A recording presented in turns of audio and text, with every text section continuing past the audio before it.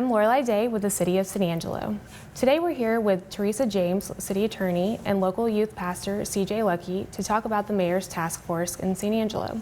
Teresa and CJ are both on the task force. So thank you both for being here with us today. Thank you. Thank you for having us. Teresa, let's start with you. Can you tell us what prompted the formation of this group and kind of what its purpose is?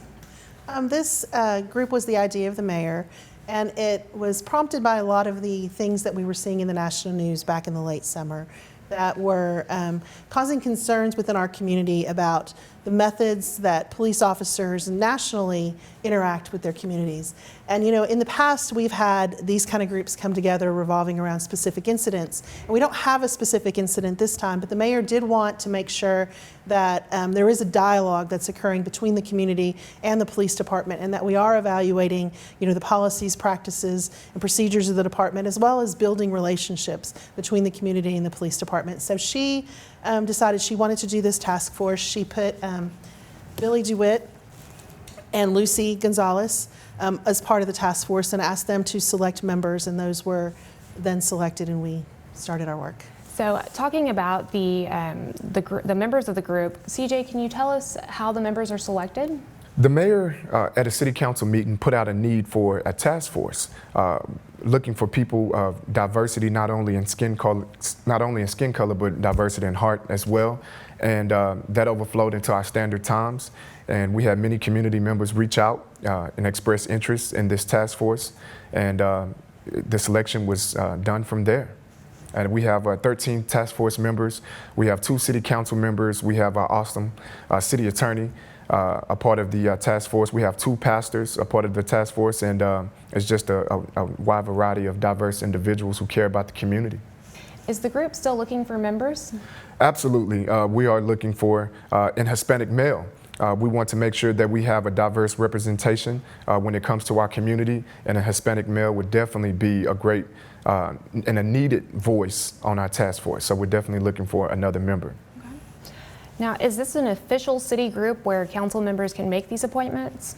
It's official in that the mayor requested that this group come together and, you know, tasked us with forming a committee to look at these particular things. It's not like our other groups where there is a code provision in our code of ordinances that creates the group and sets requirements for it. So it's a little more informal than that, but you know, it is a group that the mayor has directed us to have. CJ, can you talk a little bit about the mission statement and just a general overview of that? Yes, so our goals, our mission is to build authentic, real relationships, but have that between our police officers in our community, to strengthen connections, and also our mission is to invest in the change that we want to see. You know, I say this often, Lorelei, that we can't, it's not just enough to want things to change and improve, but we have to care enough to invest ourselves into seeing things change and improve. And I do believe wholeheartedly that every single member on our task force is invested into seeing our community of San Angelo be great. And so this is one of the many ways we can do just that, by being involved with the task force. So this group has met 5 or 6 times. How's the work progressing? You know, I think that we are making definite progress. It's a very large, you know, bear to tackle when you're talking about police departments, because there's so much involved. There is personalities, there's people, there's policies, and we have talked and started digging into all of those things. So we are making progress. I know there's a feeling sometimes in the group that, oh, we're going so slow, we want to do something. It's a bunch of people who want to do something. But before we can do the right thing, we really have to have a foundational understanding of what's happening in our police department. Not what we think is happening based on what we see on TV, but what actually is happening in our department. How would you say the work being done is viewed by the police department? You know, the chief has come to the majority of our meetings, and you know, one of the assistant chiefs has also joined him, and they are very open to the dialogue. They're very open to the conversations and the building of relationships that we're doing. They're making some of their staff available to come to this committee and to present information to us, to talk about the policies, to talk about the practices of the department. So I think even though this idea was not started at the police chief level, they have been very active participants in the process. Okay. Talking about the policies, how were those created? You know, I think this was one of the surprising things to the group. I think there's a misunderstanding sometimes in the community that each department has their own policies, and that's true, but the City of San Angelo is a recognized agency by the Texas Police Chiefs Association. And to be a recognized agency, what you have to do is you have to have policies and practices within your department that follow the best practices as are spelled out by that agency. Those best practices were created by police chiefs and attorneys working together to evaluate policies and procedures that help best make a department function efficiently, but also to protect the rights of the citizens in the communities where those are. So as we are going through our policies and procedures within this group, I'm pointing out all of those best practices that are being incorporated into our procedures and policies. Okay. Let's talk about the effectiveness of this group. How will that be measured? You know, Lorelai, I would think the effectiveness of our group would be measured over time. You know, I'm a big believer that we can make noise, make money, and not make any difference at all. You know, it's not about us as a task force or a community. It's not about being popular, but it's about being effective. And I think, you know, especially putting on events such as BRIC, Building Relationship, Increasing Community Connections, that we just had on last month, September the 19th, we got to see the effectiveness of a community relational event between our members in our community and our police officers. The response has been overwhelmingly great. It's been amazing hearing the feedback and the response from not only our police officers who serve us, but the members in our community as well. And I think as we continue to implement different things that we want to see change for the better in our community, we would see the effectiveness, whether it's great or whether, you know, it's not so great. But I think it's going to take a little bit of time for us to be able to see the effectiveness on things that we implement in the community. I agree that it's going to take time, and it's probably going to take, you know, some incident in our community where there is an issue to be resolved that is going to help us identify, you know, how effective we've been in this. I think that, you know, having CJ on the group and having some of the other members of the group that are very focused on building relationships is only going to be helpful, you know, if there is some tragedy that happens here that has to be addressed. So effectiveness, I agree completely with CJ. We have to look down the road to see how effective we've been. The question has come up at the group as to how long are we going to do this, and the answer is we're going to do this as long as we need to do this, and it's going to take as long as it needs to take, because we don't want to just be a group that develops, you know, some paper document and we hand it over and nobody ever sees it again. We want to be a group that's making real change within the community as well as within the police department. Yeah, and I would say this also, Lorelai, that, you know, we talked about relationships. I do believe that the context of relationships is going to help us see the desired change that we want to see, not only in our city, our community, our state, country, but our world. You know, and I think that's very, very imperative. I do agree with Teresa. There will need to be an incident that take place in order for us to see the effectiveness down the road. But as far as right now, the amazing thing one of the amazing things that's going on with the task force is that we're getting to see collaboration. We're getting to see teamwork. Teamwork makes the dream work. You know, you can't applaud with just one hand. You know, you need both hands, you know, to applaud. But it's so awesome to see, you know, a group of individuals, diverse individuals come together for one common goal. And I want to speak on unity really quick, talking about the effectiveness. You know, there is power, you know, in unity. And I believe that unity is necessary in order for the success of any mission to be accomplished. I think that's very necessary. I always think about, you know, and talking about accountability and coming alongside of one another. I always think about, I got my college degree, my bachelor's degree in exercise science, and I always think about a personal trainer. If anybody, you know, I think what is 70 to 75% of people who achieve real results in achieving their health goals get a coach or a personal trainer. Why? Because that accountability is there, that unity, that relationship is there. We all have a longing inside of us that don't want to see others fail based on our efforts and our decisions, you know, and we want to see great results, you know. And so I believe that the task force would be very, very beneficial for our community if we ever hope to be a community moving forward that's going to see unity, that's going to see accountability in a positive light, that's going to see us reach our God-given purpose, you know, as a city. And so I'm excited to be a part of this task force, and I do believe that effectiveness that we hope to see, that we long to see, that we pray to see will happen over time, but it's going to take a lot of investing and a lot of hard work and a lot of keeping our boots to the ground for right now. Now, given all that's in the national news right now regarding law enforcement actions, has the group seen any of this in our own police department? We have not seen anything as of right now. No, we have not. You know, we're very blessed to have the police department that we have here in San Angelo, Texas. You know, I do believe that, you know, it's heartbreaking to see what's going on around the country. We've addressed several different things within the task force, such as, you know, racial profiling, sexual harassment, and a number of other things as well. And I don't believe that we should wait for incidents to happen in order for us to be able to respond to them. It's best to be proactive, to prevent and prepare, and to try to keep ourselves in a position to where we keep moving in a positive light, and we can keep incidents that's happening around the country from happening in our city. You know, I still have the mindset that if we hope for a national transformation, it starts with a personal transformation. We have to take care of our city of San Angelo first and make sure that we're doing things that are conducive to the benefit, conducive to the direction we want to go. The diversity in this group is just not based on, you know, race or skin color. It's also based on purpose. Mm-hmm. So we have members of our group who are there who come from a situation where they think that there might be issues in our police department.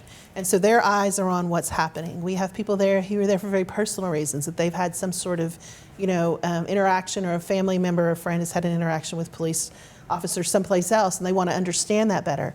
We have people like me. I'm an advocate for our police department. I chose my team a long time ago, and it's PD, and that's who I advocate for, and they are sure to check me when I become too much of a cheerleader for them, because the whole group is very focused on, we want to make sure that we're doing this right, mm-hmm. and that we aren't going to replicate what we do see in other cities on TV. And also that the perception of our police department is based on the activities and the actions and the relationships our police department has, not based on what we're seeing in other places across the country.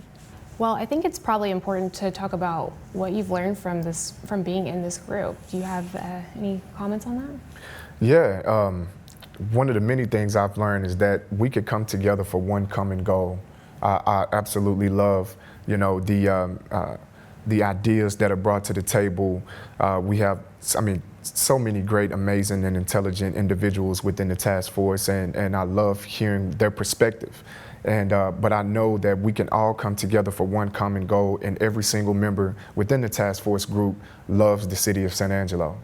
Teresa, can you tell us a bit about what the next steps with this group is going to be? Well, I think that, you know, a lot of the next steps are still being formulated. We're going to try to do more community interaction with the police department. You know, there's 3 committees. That's going to be kind of their goal. There's a policies committee that's going to be continuing to look at police policies and identifying any areas of concern, or maybe things that we're going to recommend to the chief that he might consider to be different. And then there is an education group that is going to take those things and educate the community with them. But before we can do any of that, we, you know, came to the decision that the very first thing we need to do is figure out where exactly our community is, mm-hmm. and their understanding of the police department and their perceptions of the police department. So we worked very hard for a couple of meetings, actually, on a survey that's going to be going out very soon from this committee. We're going to try to put it out on social media, but we understand a lot of people don't fill out surveys on social media. So we're also going to take it to churches, to places like apartment complexes, all kinds of social service agencies, so that we can get a really broad-based understanding of our department. So I'd like the community to watch for that coming out soon. That's one of the major things. And I think after we get the results back from that, one of the questions on there is, what do you want to learn more about the police department? And we have some options, and then they'll be able to add anything else they want to learn about. And we're going to really focus education on the community to the things that the community wants to learn about. And of course, you know, CJ, I think, will be instrumental in continuing to build those relationships. Yeah, absolutely. We're already planning and preparing for another BRIC event. We just had an awesome event last month, as I mentioned earlier, but we're planning for another BRIC event in the spring of 2021. But not only that, we're trying to get some things rolling in between time, you know, that will continue to bridge and build that, you know, authentic, real relationship between our community members and our police officers as well. Very excited about it. Not only that, but getting our community members involved as far as, highlighting different organizations. We can't assume that the members in our community knows what type of organizations that we have to offer here as far as resources. And so it's going to be an exciting time planning, being innovative and creative in how we continue to bridge the gap between our police officers and our community members, and being able to see those community relationships continue to prosper. Lorelei, one of the things that came up at our one of our meetings that I think the chief very eloquently addressed was this idea of, can this happen here?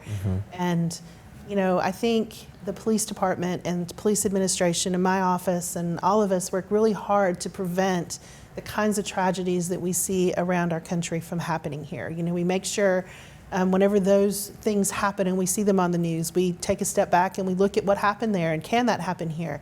But the chief always reminds us that, we're dealing with people and we're dealing in situations that are very fast moving and very difficult and very emotional. And so there's no way that any city can say for 100% that those things won't happen here. But this group is really working very hard to make sure that we have the best shot that we can at making the situation such that that probability is very, very low. Sure. All right. Well, any last comments from either of you? Ladies first. Well, I just like to say, when we were choosing the members of the group, I'm going to toot CJ's horn because he's very humble and he won't do that himself. That we solicited names from community members who were interested in, and CJ did not put his name in the pot. And so there were 3 members of the group, myself, the chief, and one other member, I can't remember who it was, who suggested CJ. And I think that he is a prime example of, developing relationship at a time of anxiety and crisis. I think CJ's relationship with our police department started when there was a protest over the George Floyd death. And in a lot of places, that situation would have been escalated in a way that it wasn't here. And I think a great deal of that is to CJ's determination to have foundational relationships within a community, and also the police department's willingness and ability to reach out and accept his hand. And it took both of those groups to do that. So, we're really excited about CJ being part of the group, as well as the other group members who have very diverse experiences and ideas. But I think that, that can't be unsaid, that a lot of this started with the event that could have gone poorly in this community, which was a protest that, because of CJ and the way our police department responded, turned out to be a good thing here. Yeah, absolutely. For me, speaking, personally about that, I'm a black male, so I was, affected. And, but, my response, it could have been as an angry black male, and, ranting and screaming and yelling and, being angry, but it's a healthy way to go about doing that, to where the message that's on your heart could resonate into the hearts of others, and not only did I have the honor and privilege of speaking at the George Floyd protest, and I shared my heart there, but, what happens next? How do we continue to move forward in a positive direction, and so I prayed, and, I was like, Lord, I need, guidance and direction on where we should go next as a community. And so I reached out to Chief Carter, and I really appreciate him being approachable. We had a very, very transparent, open, and honest conversation, about, things within the police department, concerns I had as a black male, in our community. And Chief Carter, Chief Howard, and Chief Fincher addressed those. And I greatly appreciate that. That spoke volumes about them being open and honest with me and being willing to have that tough and challenging conversation. And from that conversation, my mindset was, how can we move forward together, which, eventually led to the BRIC event. And it's been so awesome to see the community rally, together, and to know that we here in San Angelo, Texas, a desolate location, in the middle of nowhere, could be a demonstration of what could happen in other cities if you choose to unite rather than divide. And so, again, I don't want that to just be a one-time thing, but become a staple in our community and something that we can look forward to, because we're great at putting on great events, amazing events. One time, we see a lot of awesome things happen, peace, love, unity, joy, all these great things happen, and that's that's it, we just drop it.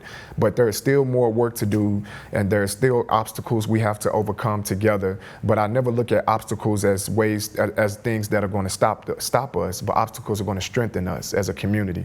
And so I'm excited about continuing to strengthen those community relationships, Lorelei, and to change the perspective, change the perspective on, how we look, at our police officers, or how we look at building a genuine relationship with our police. Are they perfect? Absolutely not. They're imperfect just like the rest of us. But, I do believe that we could have a better city, better community, and better relationships, between, community and police officers if we continue to put forth that effort and that work that's needed in order to see that accomplished. Be sure to follow the City of San Angelo social media pages for updates on the task force, and be looking for that link for the survey coming out soon.